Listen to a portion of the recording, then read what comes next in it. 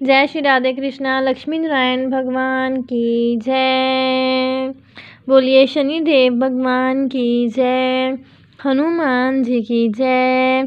प्रिय भक्तजनों, आज आप सुनेंगे न्याय के देवता शनिदेव तथा हनुमान जी की कथा। पुराणों के अनुसार शनिदेव का एक नाम कृष्ण भी है। ये नाम स्वयं श्री कृष्ण भगवान ने शनिदेव को दिया था। आज के दिन जो भी मनुष्य इस व्रत को करता है या कथा का श्रवण करता है तो उन भक्तों पर शनिदेव के साथ साथ हनुमान जी की कृपा भी प्राप्त होती है, क्योंकि शनि दोष से परेशान मनुष्य इस दिन हनुमान जी की कथा को सुनने तथा भजन कीर्तन करने से उनकी सभी प्रकार की ग्रह और साढ़े क्षति दैया समाप्त हो जाती है और साथ ही शनिदेव की कृपा से भक्तों को रोगों से मुक्ति मिलती है। तो सुनते हैं दुख दरिद्र को दूर करने वाली शनिदेव की बड़ी ही दुर्लभ कथा। किसी गांव में एक बहुत ही विद्वान ब्राह्मण रहा करता था। एक दिन रात्रि में उसने सपने में देखा कि एक नीला वस्त्र पहने हुए बहुत ही दिव्य पुरुष उससे कह रहा है कि ब्राह्मण देवता, मैं तुझे लगूंगा। अब देखिए, सपना उस ब्राह्मण को रोज दिखाई देता। इससे परेशान हो गया और दुबला पतला होने लगा। उसका स्वास्थ्य बहुत ही गिरने लगा। एक दिन उसकी पत्नी ने कहा, देखिए, मैं आपको कितने अच्छे से खिलाती पिलाती हूँ, मेवा खिचड़ी खिलाती हूँ, दूध मिलाई खिलाती हूँ, अच्छा भोजन आहार पकाकर खिलाती हूँ, फिर भी आप इतने दुबले पतले क्यों होते जा रहे हैं? इसका क्या कारण है? उस ब्राह्मण ने अपनी पत्नी से अपना सारा हाल बताया कि मेरे सपने में एक नीले कपड़े पहने हुए बहुत ही दिव्य पुरुष आते हैं। वह मुझसे कहते हैं कि हे ब्राह्मण, मैं तुझे लगूंगा। अब यही सोचकर मुझे भूख प्यास नहीं लगती, मैं दुबला पतला होता जा रहा हूँ। तब ब्राह्मणी ने कहा, हे पतिदेव, मुझे लगता है कि आपको शनि भगवान दर्शन देते हैं। आपके ऊपर शनि की दशा शुरू होने वाली है, इसलिए आपको वे सचेत करते हैं। अवश्य ही वे शनि महाराज हैं। अब की बार आप जब उन्हें देखें तो आप उनसे कहिएगा कि मुझे आप सिर्फ सवा पहर ही लगाना। प्रिय भक्तजनों, उसी दिन जब रात्रि होती है तो ब्राह्मण फिर से सोता है और उसके सपने में शनि भगवान दर्शन देते हैं और कहते हैं, हे ब्राह्मण, आज मैं तुम्हें लगूंगा। तब ब्राह्मण ने कहा कि हे भगवान, यदि आप लगना ही चाहते हैं तो लग जाइए, लेकिन ये बताइए भगवान, आप कितने दिनों के लिए लगेंगे? तब शनिदेव ने कहा, हे ब्राह्मण, तुम्हारे ऊपर साढ़े क्षति शुरू होने वाली है, मैं तुम पर 7 साल के लिए लगूंगा। तो ब्राह्मण ने कहा, क्षमा कीजिए भगवान, इतना भारी तो मुझसे झेला नहीं जाएगा, 7 साल बहुत है भगवान। तब शनिदेव बोले, अच्छा 5 वर्ष के लिए लगूंगा। तब ब्राह्मण ने कहा, शनि महाराज, ये भी मेरे लिए ज़्यादा है। शनि भगवान बोले, तो ठीक है, 2.5 साल का लग जाऊं। ब्राह्मण ने फिर मना कर दिया। तब शनिदेव कहने लगे, सवा पहर का लगूंगा तो ठीक रहेगा। उसे सवा पहर की शनि की दशा लग गई। ब्राह्मण ने नींद से उठते ही अपनी पत्नी से कहा, देखो, मेरे सवा पहर की शनि की दशा लगी है, इसलिए मैं जंगल जाकर समय बिताऊंगा। तुम मेरे खाने पीने का सारा सामान बांध दो और मेरे पीछे किसी से लड़ना मत, घर में बैठी रहना, बच्चों को भी कहीं मत जाने देना और इस सवा पहर में किसी को गाली भी मत सुनाना। ऐसा कहकर ब्राह्मण अपने घर से जंगल की ओर चल दिया। जंगल में ब्राह्मण एक पीपल के पेड़ के नीचे बैठ गया और हनुमान जी का पाठ करने लगा। 1 पहर बीत गया तो ब्राह्मण ने सोचा, बाकी का समय तो रास्ते में ही बीत जाएगा। सुबह वहां से चल दिया और रास्ते में चलते हुए उसे एक सब्जी मंडी दिखाई दी। उसने सब्जी मंडी में से एक बड़ा सा कद्दू खरीदा। कद्दू खरीदकर अपनी चादर में लपेटकर वहां से चल दिया। तभी रास्ते में शनि महाराज एक साधु का वेश बदलकर उसके पास आते हैं और कहते हैं, तुम्हारे चादर में क्या है? ब्राह्मण ने कहा, हे साधु महाराज, मेरी इस चादर में तो कद्दू है। साधु ने कहा, अच्छा कद्दू है तो दिखाओ। जब ब्राह्मण ने अपना चादर दिखाया तो आश्चर्य, उसमें तो उस राज्य के राजा के बेटे का कटा हुआ सर था। ये देखते ही साधु महाराज, जो कि शनिदेव थे, उस ब्राह्मण को लेकर राज दरबार में पहुंच गए और राजा से कहने लगे, महाराज, ये देखिए, ये दुष्ट दुराचारी आपके पुत्र की हत्या करके उसके सिर को काट के अपने चादर में लेकर घूम रहा था, इसे आप दंड दीजिए। प्रिय भक्तजनों, राजा ने जब सुना कि उस ब्राह्मण ने उसके पुत्र को मार दिया है, राजकुमार की हत्या कर दी है, तब राजा बहुत क्रोधित हुआ। उसने कहा, मुझे मत दिखाओ, मुझसे ये सब कुछ नहीं देखा जाएगा। हे सैनिकों, तुम इसे तुरंत ले जाओ और इसे सूली पर चढ़ा दो। जब नगर में ये समाचार गया कि राजा के पुत्र का सिर कट चुका है, एक ब्राह्मण ने उसकी हत्या कर दी है, तो नगर में हाहाकार मच गया और उस ब्राह्मण को सैनिक सूली पर चढ़ाने के लिए ले गए। जब फांसी पर चढ़ाने ही वाले थे, तब जैसा कि निज़म होता है, मरने वाले से उसकी अंतिम इच्छा को पूछा जाता है, तो सैनिकों ने भी ब्राह्मण की अंतिम इच्छा को पूछा। सैनिकों ने कहा, हे ब्राह्मण, बताओ तुम्हारी अंतिम इच्छा क्या है। भक्तजनों, ब्राह्मण ने सोचा कि यदि किसी प्रकार कुछ समय तक के लिए फांसी रुक जाए तो शनि की दशा का 1.25 पहर पूरा हो जाएगा। यह सोचकर उसने कहा, भाई, मैं बचपन से नित्य बालाजी की कथा कहता और सुनता आया हूँ। आज मरने से पहले अंतिम बार कथा कह लेने दो। अब क्या था, फांसी देने वाले सैनिकों ने उसकी आखिरी इच्छा पूर्ण होने तक फांसी को रोक दिया। कहानी कहते कहते 1.25 पहर पूरा हो गया, शनि की दशा खत्म हो गई। अब इधर देखिए, राजा का पुत्र था राजकुमार, वह जंगल से शिकार खेलकर वापस राजमहल में आ गया। राजमहल में राजकुमार को देखते ही राजा बड़ा ही प्रसन्न हुआ, लेकिन मन ही मन उसे डर भी लगा, यदि उस निर्दोष ब्राह्मण को फांसी चढ़ा दिया गया होगा तो ब्राह्मण हत्या का दोष लग जाएगा। अब क्या था, राजा ने 2 घुड़सवार को जल्दी से फांसी रोकने के लिए दौड़ाया और ब्राह्मण को आदर सहित दरबार में आने का हुक्म दिया। ब्राह्मण राज दरबार में उपस्थित हुआ तो राजा ने क्षमा याचना मांगते हुए कहा कि आपके बगल में जो चादर है उसे खोल कर दिखाओ। राजा की आज्ञा के अनुसार ब्राह्मण ने चादर खोली तो उसमें कद्दू था। राजा ने ब्राह्मण को बहुत सा दंड दिया और पूछा, हे ब्राह्मण देवता, मुझे ये समझ में नहीं आया, इस सब के पीछे क्या रहस्य है, ये सब क्यों हुआ, आखिर ये सब क्या था। तब ब्राह्मण ने कहा, हे महाराज, मुझे 1.25 पहर की शनि की दशा लग गई थी, इसलिए ये सब कुछ हुआ। राजा ने कहा, हे ब्राह्मण, शनिदेव की दशा किस प्रकार टलती है। ब्राह्मण ने कहा, हे राजन, यदि राजा या सेठ को ये दशा लगती है तो काला हाथी या काला घोड़ा दान करना चाहिए। गरीब को शनि की दशा लगती है तो पीपल की पूजा करनी चाहिए और शनि की कहानी सुननी चाहिए। तिल, तेल और काला उड़द आदि का दान करें। काले कुत्ते को तेल चुपड़ी रोटी खिलाएं तो शनि की दशा उतर जाएगी। अब देखिए, राजा ने उस ब्राह्मण को कद्दू वापस किया। अब घर आकर ब्राह्मण ने कद्दू अपनी पत्नी को दे दिया। जब उसकी पत्नी ने सब्जी बनाने के लिए उस कद्दू को काटा तो उसके बीजों की जगह हीरे मोती निकलने लगे। तब ब्राह्मणी ने पूछा, हे पतिदेव, ये सब क्या है, इसमें से हीरे मोती कैसे निकल रहे हैं, इसे कहाँ से लाए हो। तब ब्राह्मण ने कहा, हे प्रिय, जब शनि की दशा लगी थी तो ये कद्दू कुंवर का सिर बन गया था, और जब दशा उतरी है तो शनि महाराज ने कैसे निहाल कर दिया, हमें माला माल कर दिया है। शनि देवता, जैसे ब्राह्मण को शनि की दशा लगी वैसे किसी को भी शनि की दशा ना लगे। जैसे ब्राह्मण को धन दौलत मिला वैसे सबको धन दौलत मिले। कथा कहानी कहते सुनते हुंकार बरते सबको मिले। बोलिए श्री शनिदेव की जय।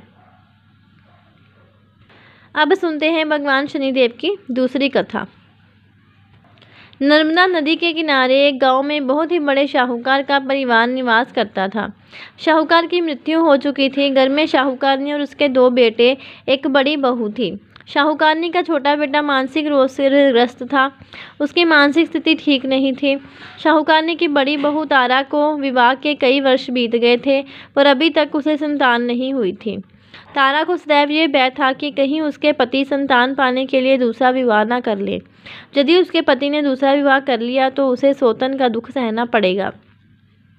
इस डर से तारा ने एक योजना बनाई और उसने अपने घर में काम करने वाली नौकरानी चंदा से अपने देवर चंदन का विवाह कराने के लिए अपनी सास शाहूकारनी तथा अपने पति को मना लिया। चंदा स्वभाव से बड़ी ही दयालु तथा कृष्ण भक्त थी। वह बचपन से ही उसी शाहूकार के घर में काम करती थी।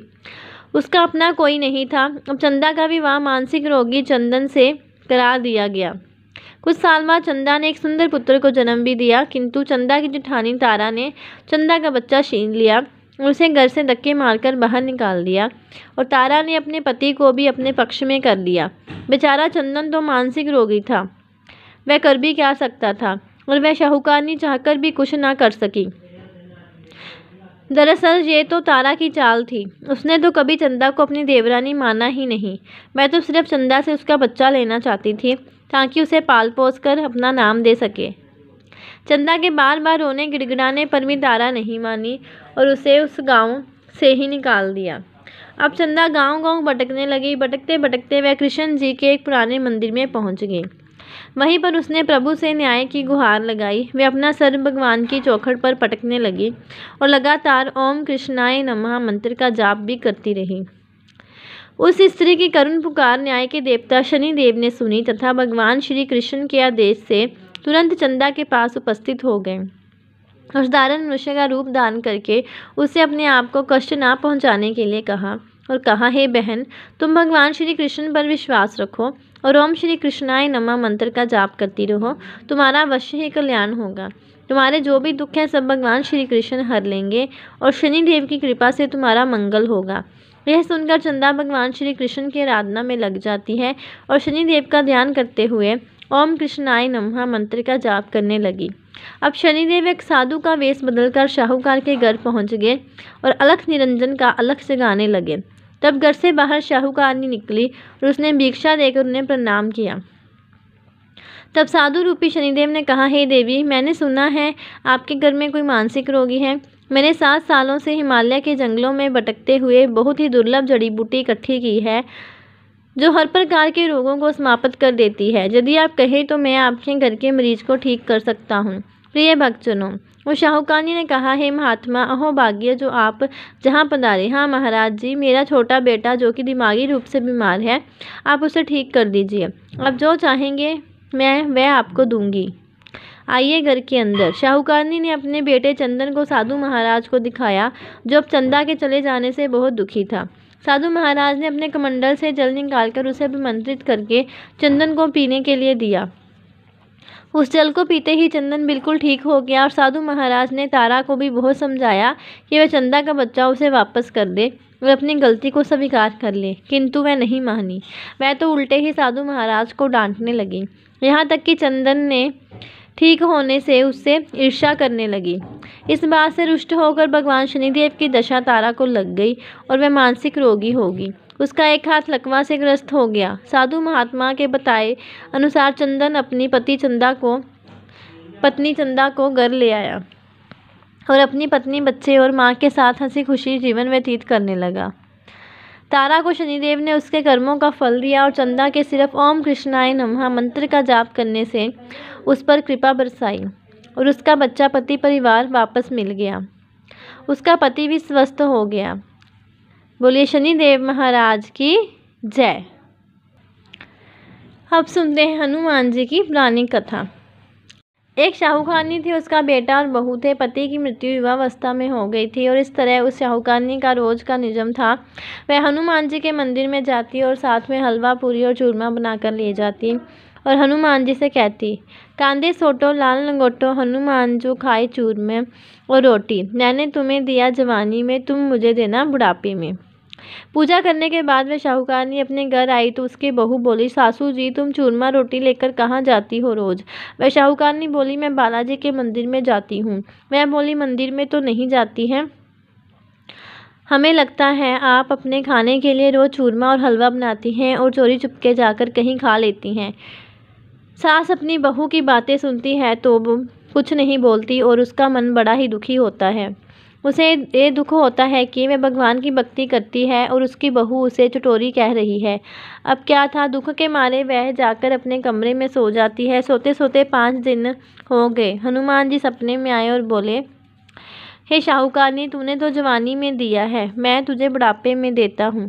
शाहूकारनी बोली, हे हनुमान जी, आज तो आप मुझे खाने के लिए दे देंगे, लेकिन रोज़ कौन देगा? हनुमान जी बोले, हे शाहूकारनी, मैं तुम्हें रोज़ दूंगा। हनुमान जी की महिमा देखिए, उन्होंने शाहूकारनी के लिए चूरमा रोटी हलवा पूरी दिया। शाहूकारनी चुपचाप चूरमा रोटी खा लेती है। इस प्रकार 5-6 दिन बीते और धीरे धीरे बहू के घर में से अचानक अनाज इत्यादि खत्म होने लगते हैं। उसके पास कुछ नहीं रहता, सब चीज़ में घाटा पड़ गया। बहू ने सोचा, सास को 7 दिन हो गए हैं, मैंने तो उन्हें खाने को कुछ दिया भी नहीं, देखूं तो कैसी है। बहू अपनी सास के कमरे में जाकर देखती है तो उसने क्या देखा कि उसकी सास तो अच्छी भली मोटी ताज़ी है। मैं बोली, सासू जी, मैंने तुम्हें खाने को भी नहीं दिया और तुम क्या खाती हो, इतनी स्वस्थ और मोटी ताज़ी हो। सास बोली, मुझे तो हनुमान जी मीठी मीठी हलवा और रोटी दे जाते हैं, मैं वही खाती हूँ। बहू सास के पैर में गिर गई और पछतावा होकर बोली, हे सासू, माँ, हम तो तुम्हारे भाग्य को खाते हैं। हमारे घर में तो कुछ भी नहीं रहा। मैंने आपको खाना नहीं दिया। मैंने आपकी भक्ति को झूठा समझा, आपको चटोरी समझा, इसलिए भगवान ने मुझे दंड दिया। 7 दिन के अंदर ही हमारे घर से अनाज धन इत्यादि समाप्त हो गया। हे सासू माँ, अब आप ही सब कुछ संभालो। मुझे आपकी भक्ति पर विश्वास हो गया। आपने हनुमान जी को भोग लगाया जवानी में, और हनुमान जी ने आपको वही भोग बुढ़ापे में लौटाया है। आपका पेट भरा। हनुमान जी की महिमा अपार है। कोटि कोटि प्रणाम है। फिर सास ने खुशी खुशी घर की सारी जिम्मेदारी संभाल ली, और सास जानी कि वह शाहूकारनी हनुमान जी को रोज चूरमा रोटी हलवा पूरी खिलाया करती, हलवा पूरी चढ़ाया करती थी। फिर घर में बहुत बरकत हुई और खूब धन्य धन आने लगा। हे हनुमान जी महाराज, हे बालाजी महाराज, जैसे आपने उस शाहूकारनी को दिया वैसे सबको देना। सबके घर में अन्न धन के भंडार भरे रखना। सबका भला और मंगल करना। बोलिए हनुमान जी की जय, बजरंगबली जी की जय। प्रेम से बोलिए बजरंगबली हनुमान जी की जय, शनिदेव भगवान की जय। ऐसी और कथाएं सुनने के लिए और जानकारी प्राप्त करने के लिए चैनल को सब्सक्राइब करें और वीडियो को ज़्यादा से ज़्यादा शेयर करें। जय श्री राधे कृष्ण।